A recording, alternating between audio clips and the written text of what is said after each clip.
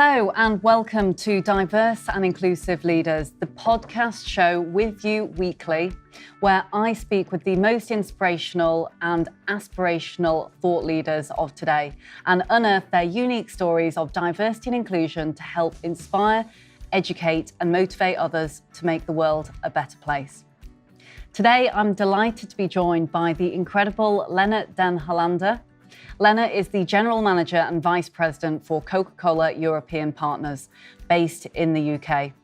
Leila has had over 2 decades worth of experience within leadership roles and C-suite roles, working within the retail and FMCG arena. He's worked as CEO for the likes of Young's Seafood, Findus and Procter & Gamble. And he brings his many, many years of experience now to this very, very well-known brand, Coca-Cola European Partners. Today, we're going to be talking about a number of different subjects, including collaborative leadership, diversity and inclusion, really scratching below the surface and finding out a little bit more about Leendert, his background, his journey through to becoming the General Manager and Vice President for Coca-Cola European Partners, and also discussing with him a couple of the key points around leadership, motivational factors, and some of the secrets they have internally within Coca-Cola European Partners about employee engagement, diversity and inclusion, and really embracing your authentic self. So welcome to the show, Leendert. Thank you. Thank you so much for joining us today and for being with us. And I'm really, really keen to learn a little bit more about you and to scratch below the surface to find out about you and some of the brilliant projects that you're doing within the business at the moment. Okay, fantastic. So tell me, just so that we can kind of update our listeners, obviously I'm very lucky because I've known you for some time. I've seen you speak on the stage recently at the Diversity and Inclusion piece at Grocery Aid. But for our listeners who are at home, tell us a little bit about the current projects that you're on with at the moment and some of the key experiences that you've had within Coca-Cola European Partners at present. Right.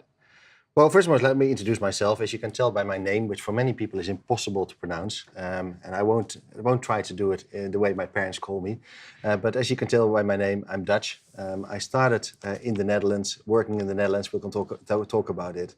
Have now moved to the UK. Have been here for about coming up to 10 years now. And I guess one of the key things that I believe we're trying to do, apart from trying to make sure that more people buy our drinks, because ultimately that's what we try to do and make sure that they're most appealing and widely available. I think we tend to focus a lot on how we work in the company. And therefore we put a lot of focus on what you would call diversity and inclusion, but actually we have called it inclusion and diversity. We have learned throughout the years that actually we have to put the I before the D. And many people talk about diversity and inclusion as a strategy. I don't actually believe it is a strategy, because a strategy you can agree with or disagree with. I believe it's a philosophy. And the good thing about a philosophy is you can either opt in or opt out. But if you really want to do the right thing, you can't opt out. So everyone has to kind of stick to what we're trying to do. I can tell a bit more about what we have done and the journey that we have been on inclusion and diversity. That would be fantastic. Good. We started focusing a lot on diversity, really important to us. We had a very good women's network where we discussed loads of issues, opportunities and challenges, especially for senior women in our business and what it would take to progress. We actually found out after a year or so that although there was a great intent and a lot of great activities, a lot of passion, many men involved as well, that it really didn't move the needle. And it was only until we found out that actually it's not just about diversity. It is really about an inclusive culture. And then diversity becomes part of that. And gender diversity becomes very much part of that. So we actually worked with quite a few people, over 100 people in our business, to say, that's great, right? Inclusion, we put the I before the D. That still sounds a bit gimmicky. And what does it really mean? And then we said, well, okay, there is a business case clearly for inclusion, because there's many scientific studies that would tell you that the more inclusive businesses have better results. But then again, it doesn't tell you how it feels in a daily operation. How does it feel as an employee in our company to work? So we try to identify what it would feel like. Some people also say, well, Coke is one of the most, and we're in this fantastic Coke office, Coke is one of the most inclusive brands across the world and has been for quite some time. If you think about our customers, we most likely have the most diverse customer portfolio. When you think about big supermarkets, small corner shops, airlines, leisure parks, all of that. So you could argue it fits us very well to focus on inclusion and diversity because it very much fits with what we try to do as a company. But again, that doesn't tell you how it feels on a daily basis in our business. So we spent actually quite a bit of time to identify what does it, how would you, if you articulate it, how would you do that? And with the help of a lot of people across locations, across functions, people from sales, from our factories, from finance, all over the place, different seniority, different experience within the company, we then actually turned it into something which started to resonate quite well. We said, what we really mean by inclusion and diversity is 3 things. Be yourself, be valued, and belong. And that makes it very tangible for our people. That really was the kind of, you could call it a strapline. You say, that's nice, you have a strapline, it becomes almost like marketing, but that's not the intent. Everyone can relate to being yourself, or actually not being yourself. Everyone can relate to being valued or not being valued, and the same is true for a sense of belonging. Whether that's a sense of belonging to the total company, a sense of belonging to your small team, a sense of belonging to whatever way you want to define it. And what we learned with that is that actually it gave a real sense of purpose to our inclusion and diversity philosophy. First and foremost, we said you can't opt out. This is how we want to operate together. But it wasn't easy. It wasn't difficult to kind of convince people about it. And you have to though acknowledge that different people are at a different kind of stage in the journey on inclusion and diversity. We've gone also as a leadership team through a lot of learning. I learned an awful lot in talking to other people, external people, on what it really is, inclusion and diversity. And we have to acknowledge that not everyone might be fully bought in at the very beginning what it all is, and people might be in different stages in terms of their understanding and the wide variety of things that are part of inclusion. So we acknowledge that, and we try to help each other to say, wherever you come from, it's a philosophy, but we help each other to get to the same stage where it really feels every day that people have a sense of belonging, feel valued for what they do, and can be themselves. And then we actually had a conversation, how do we make that practical? Because they say, well, people then ask, yeah, but how do you measure that? What are the metrics? You need to keep it very simple, is our experience. And I'm not saying that we have done the job. Far from it. I think we will not pretend at any point in time that we have solved this issue or this challenge. But I think we're trying, and we're trying hard with both internally, but also with external help. The few learnings that we had from our perspective when it comes to internal, it's very simple to identify whether you are an inclusive company or not. You only have to ask yourself and even your team, what was the last time you felt excluded?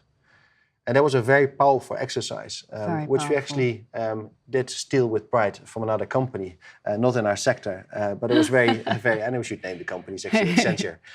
They did a really nice thing, and it's really powerful. We got hundreds of people in the room and talked about what was the last time you felt excluded. And it was really quite emotional to see that in maybe a meeting that I was chairing, or an event that I was at, that people felt excluded. And that really brings it home. That makes it very tangible, and it also makes it very tangible in terms of the actions. Another question that we could ask ourselves every day, did your team today feel a bit more inclusive versus yesterday? And what has been your role as a leader? So that's the first thing, keep it simple, tangible action steps. You don't need to have big progress, big concepts, keep it simple, and then also learn from others. We certainly don't have all the answers. We will never pretend we have all the answers.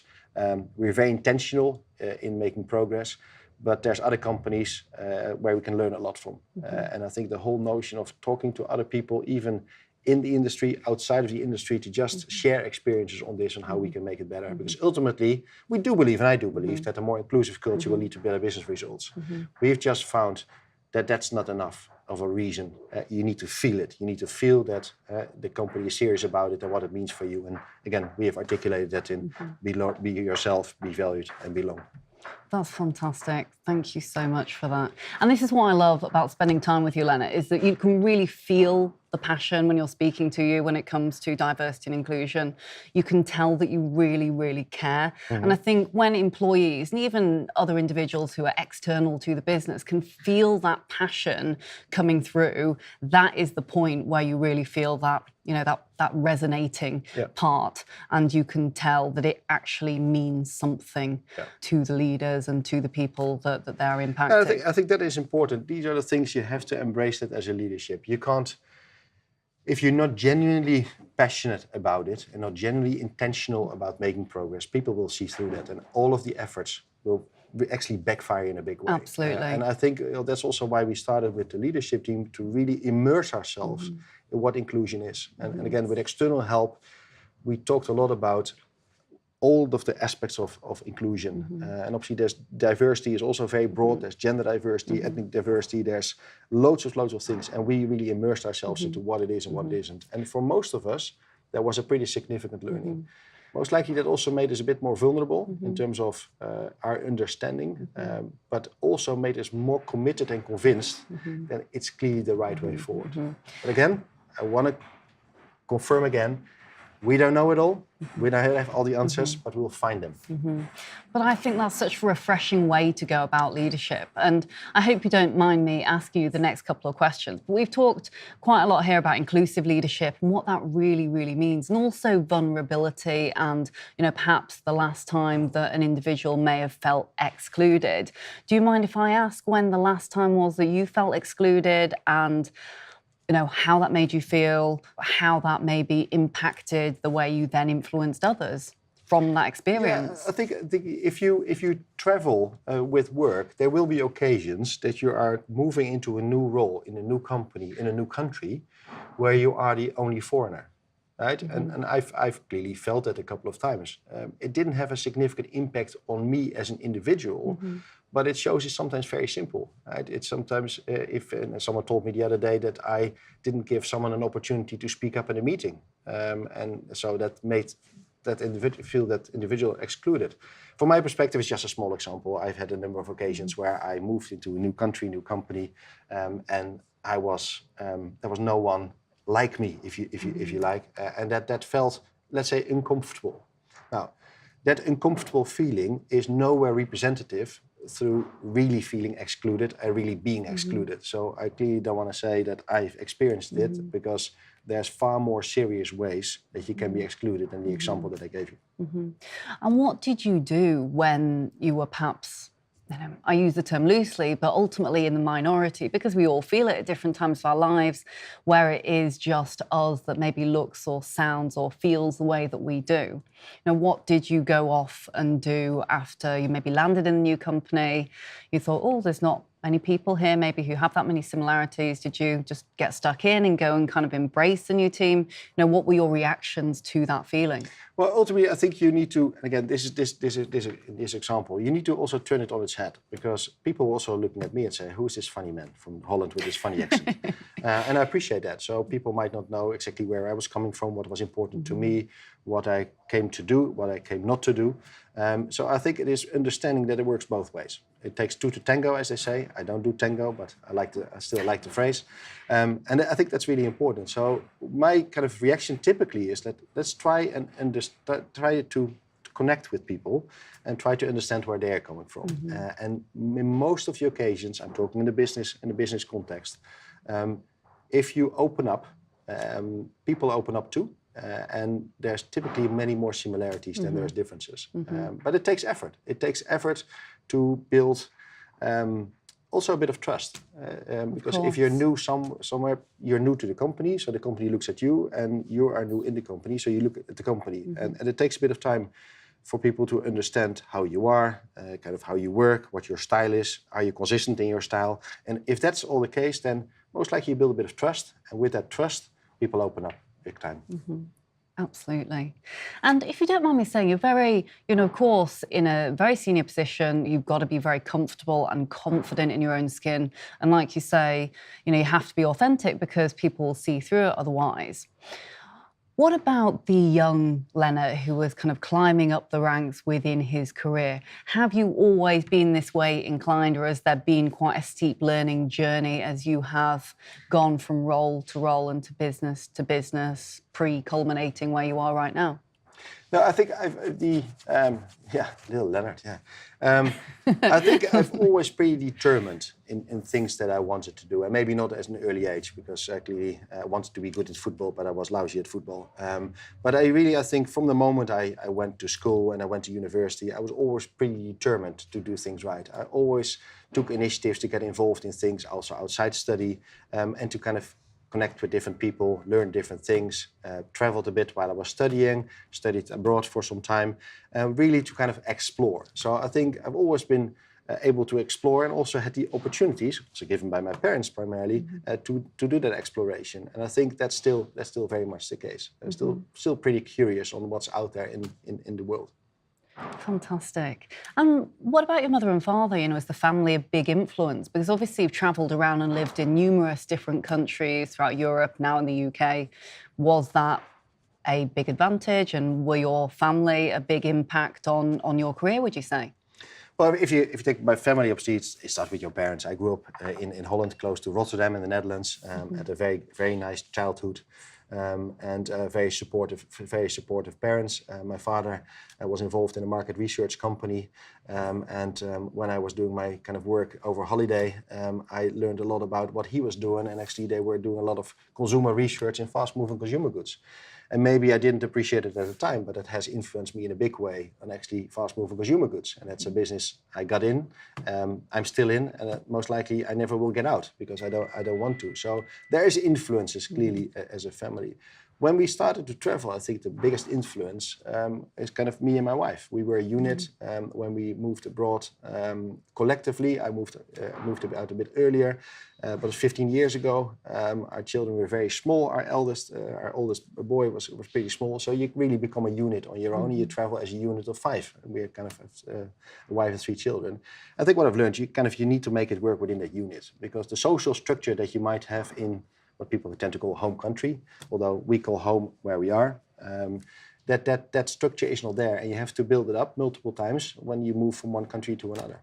So I think that unit becomes very important, and if you're not kind of on the same page within that unit, of 5 in our case, then it's going to be difficult. Mm-hmm. Very good. And what about the key influences throughout your life? Because of course you have 3 children, you have a fantastic wife, obviously, in a very positively influential role. There must have been a number of inspirations that you've had throughout your career, or leaders that you've perhaps admired or thought, young Leonard, I'd like to be like he or she one day. Could you tell us a little bit more about... I never really had someone that I aspired to. I Really? think if I reflect on that, I think there's different people in different phases that were kind of inspirational. So I would not call that as one person that say, okay, I want to be like him or like her, or want to do what that individual does. I think in different phases, there's different people that inspire you, and it could be a colleague, that could be a manager, it could be various people, but it could also be events or experiences that you go through. So I take inspiration from many people, and I take inspiration from many events. So I don't have this one thing. Clearly, there's people that have said multiple things. I'm a big fan of quotes. I can show you my phone. I carry like 150 quotes with me on things about leadership. So I think there are some pretty smart people that have some pretty smart thing that you can use on a daily basis. Oh, you're answering my future questions here. But whilst we're on the subject of quotes, have you got a couple that you could perhaps share with our audience that might be inspirational for us to take away from today? Oh, I will share with you the list of over 100 quotes. But I think one of the quotes that I like a lot, actually, that came to me through a colleague of mine who was working in Birmingham as a field sales rep. And she in her own way is very inspirational and also very much focused on the quote. She gave this one to me, which is people that look at whether the glass is half empty or half full miss the point, because the glass is refillable. And I think that's a very that really embodies pretty much on how I would like to maybe live my life or also work. It's kind of a sense of positivity. There will be empty glass days. There will be full glass days. It's never all rosy altogether, but there's always a notion that you can refill what's empty. And that positivity, I think, is pretty powerful. Absolutely. And very relevant as well, given that you work for a drinks company. Absolutely. I'm going to empty this one soon, yeah. So there's a whole host of the questions that I have for you, and I am conscious you're a busy man, so I mustn't keep you too long. But what I'd really like to do is, firstly, I'd really like to kind of ask you a little bit more about connected leadership, because I know you're a massive, massive advocate of that. And then I'd like to, if it's okay with you, launch into a bit of a lightning round and ask you a couple of questions before we summarise and kind of finish up for the session. Okay, sure. So on the connected leadership subject, I know that you are a real kind of advocate of collaborative leadership and of really, especially with a lot of the brands that you look after as the business Coca-Cola European partners, that the brands are really finding their authentic niches themselves, being able to collaborate with lots of other types of businesses, very open to that way of working. So it'd be great to find out a little bit more about that and to share with some of our listeners so they might be able to learn and perhaps take something back to their own organisations. Sure. Well, for me, the notion that many people talk about courageous leadership and transformative leadership, for me, those are all big terms, but it's very difficult for me to articulate what it means. And I really believe in this sense of connected leadership, because I think you need to connect at all levels. And connection can be very much stay grounded in what you do, right? Connected with reality, connected with opportunities as well. It's very much also internally connected. I think it's really important to stay connected with what's happening in the organization at all levels in all locations. But there's also the external connection, clearly with our customers and any other stakeholders. And I believe that's very important simply because some of the things that we're dealing with are more complicated. And we should not pretend for 1 minute that I as an individual or us as a company can solve them. And I think there's bigger societal debates that we are also involved in. If you think about packaging and think about plastics, those kind of debates are so big that we really want to take a leadership role. But we can only do that if we connect with other people. And I do believe that connection externally, that will make the difference, because it takes more collaboration in the industry, across the industry, to make real progress on a number of areas. So therefore, I believe a lot in the connection. And I think through those connections internally and externally, you also can identify what could be the next opportunity for us as a business. Because if you talk to people without people knowing, they give you ideas all the time. So I think that connection and talking to people gives you ideas all the time. Importantly also, it gives you a sense of what's not working. And that connection is equally important, not just about always be positive and thinking about where the growth is going to come from. We're focused on that a lot, but also connected means for me that we can talk about things that don't work. And the earlier that we get things to the surface that don't work, the better it is, because we can then put our minds around it and say, why isn't it working and what can we do to course correct? Absolutely. It's that honesty that really breeds a far better working team. Should do. But it's not easy. Right? It's always easy to say, okay, we want to be transparent, we want to create an environment where people can say what they have on their mind. And clearly I say that most likely very often. But also we need to be honest with ourselves. Do we always create an environment where people feel safe to say what's on their mind? And I think that continues to be a very important area. I think to be better connected with your teams and with people, you create most likely an environment where people can say what's on their mind. That creates more transparency. And if there's transparency, trust will come. And how do you make people internally feel safe? Because clearly I know that you've managed it and, people here are thriving. But it's a common problem that I hear is that companies find it difficult to really foster that genuinely safe space for employees to really speak up and be heard, because I think the connotations are that people think the second they put their head above the parapet, they are going to get shot at. Yeah. How do we foster this safe working space? It's just not just showing it and talking about it, but in all actions, consistently show that's okay to speak up. And it's really important to also speak up about the things that don't work. That environment doesn't always exist. And the environment sounds like a big thing, but think about the last meeting that we were all in. Was that a safe meeting for people to say what was on their mind or not? And I think we have to constantly challenge ourselves whether that's the case, whether we've really gone around the table, and whether we've really talked about, okay, that's great, this is working, but this is not working. Why? So we have a kind of a operating principle as a management team where we say, we challenge the professional, not the individual. Right? So we challenge each other as much as we possibly can, but I would challenge you as a professional, not as a person or as an individual. And that notion is important, but it's only important when people actually see that happening all the time, anytime. If I go against that whole principle, kind of myself, then the whole trust and what we try to achieve is gone. And most likely I make mistakes every day on that. And that's fine. I think that's human, but there's a clear intent to do it. The other things which we're also learning is that's why connected leadership is so important. It's very, if you are working in a group and you have a good sense on what we are doing and why we're doing it, we should not kind of forget that there might be people that are working in one of our factories doing very important work that might not be connected by why we are doing things. And one of the key learnings that is we talk a lot about what we are doing, but not all the time about why we're doing.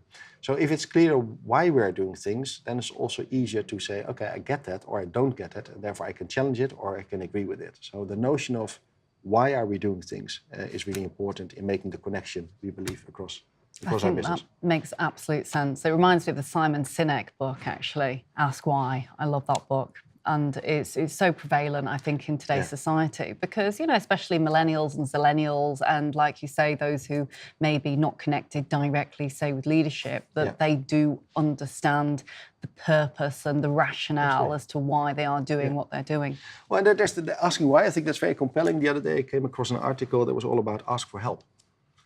And ask for help is not just for dependent on a level, it is for all of us. Because some people say, and I don't believe in that concept, don't give me your problems, give me your solutions. I think that's really old world, right? Obviously, you need to think through what the issue is that you're trying to solve and what are the options. But sometimes issues are so complicated that you better just make people part of the issue and say, you know what, we just need to have a conversation about this. And they're reaching out and asking for help, not thinking you can all solve it yourself or that you're expected to all solve it yourself, I think is really important. And I think as leaders, we also need to do that a bit more and say, okay, you know what, I'm actually not sure about this. Let's ask for some help. And whether that's internal help or external help. We've just launched something which I kind of find fascinating. We call it a shadow board, is fundamentally what it is. So a number of people in our organization, very talented people across the whole of the organization, different functions, different seniority in the business. Every other month, there's a topic that's on our mind with the management team.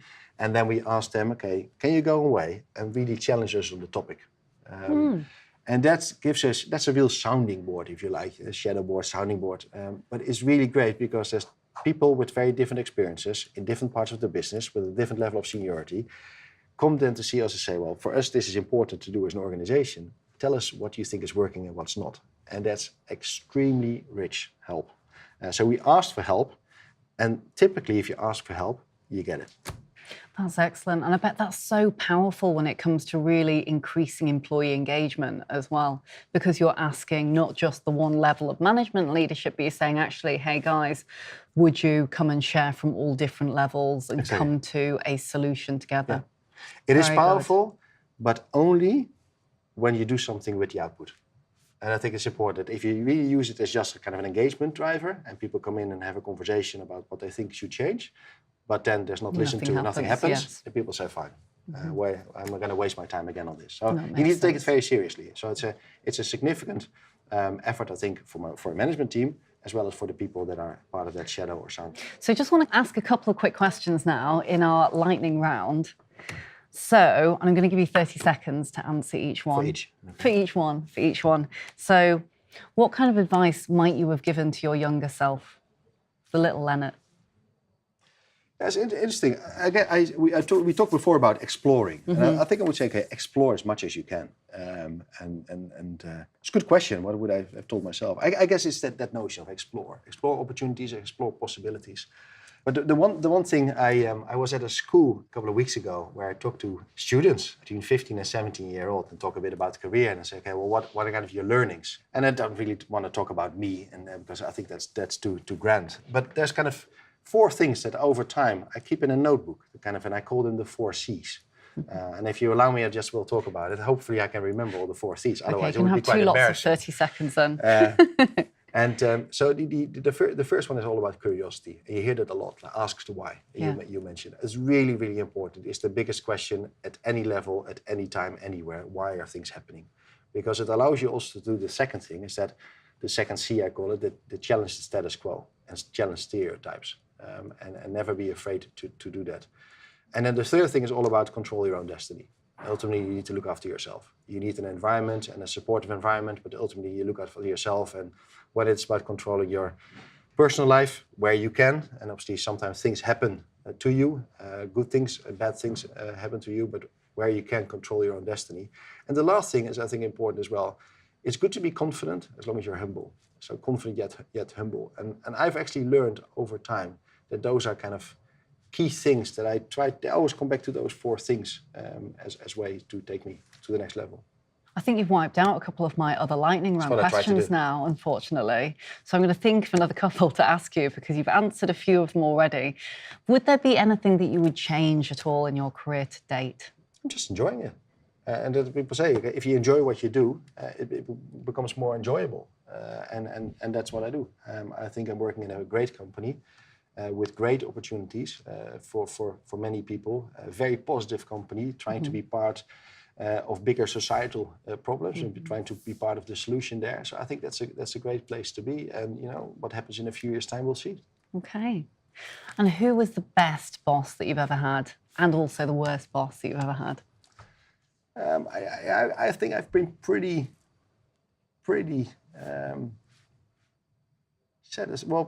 happy, I guess, with the different bosses. I'm not going to call any boss because they will only call in afterwards. That will only kind of most likely. You don't need to say their names. Come to get me, but.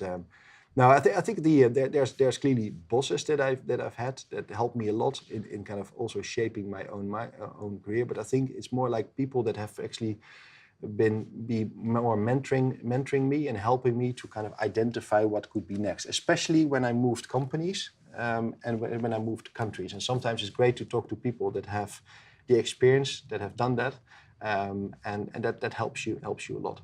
Okay, excellent. And final question, I promise, before I summarise for today, because you've been brilliant. For anyone who's listening in on the podcast or tuning in via the YouTube channel and who would love to be where you are today, would there be any advice or pearls of wisdom that you could impart on them? If you can find, and it's not easy, you find, people say, okay, go follow your passion. I think to some extent that's true. But I think it starts with knowing yourself. Mm-hmm. Being able to be yourself, be true to yourself. And I think that's important. It really starts with you and be your own person. And whilst trying to be your own person, which is not always easy, also try to identify what you really enjoy. And if you can bring together what you enjoy and what you're good at, then most likely you find a kind of something magic. Brilliant. Thank you so much for having a chat with me today, Leendert. I really appreciate it. I'm just going to summarise quickly for our listeners for today's show. So thank you so much, everyone, for listening.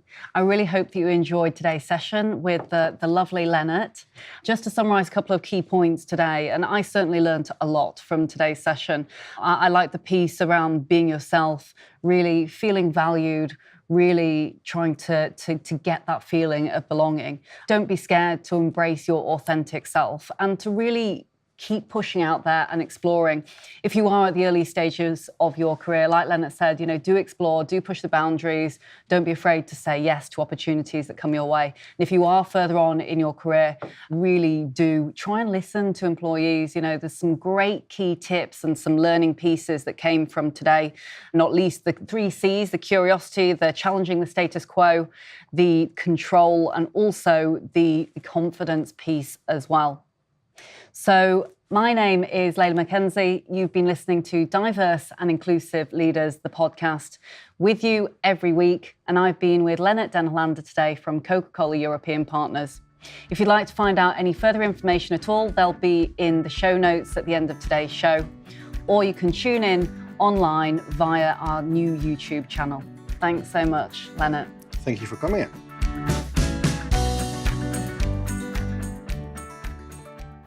Thank you so much for watching the Diverse and Inclusive Leaders podcast. Please do feel free to hit the like button below, or if you'd like to receive future notifications, do ping the notification bell here at the side. If you're interested in the audio version only, you can find it on the following streaming platforms. Any extra info and descriptions will be in the links below. Look forward to seeing you soon.